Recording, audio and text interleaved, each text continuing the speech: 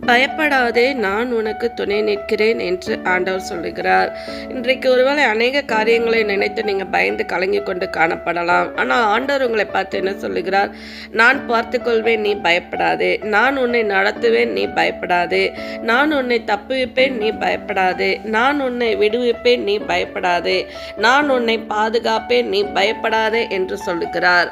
இப்படி பயப்படாத, உன்னை எல்லா தீங்குக்கும் நான் விடுவிப்பேன், உன்னுடைய எல்லா காரியங்களையும் நான் பார்த்துக்கொள்வேன், நீ ஏன் பயப்படாத அப்படின்னு ஆண்டவர் உங்களை பார்த்து சொல்லுகிறார். நீங்கள் எந்த காரியத்தில் பயந்து கொண்டு இருக்கிறீங்களோ அந்த காரியத்தில் ஆண்டவர் சொல்லுகிறார், நீ பயப்படாத, நான் உனக்கு துணை நிற்கிறேன் என்று ஆண்டவர் சொல்லுகிறார். விசுவாசத்தோடு சொல்கிறீங்களா?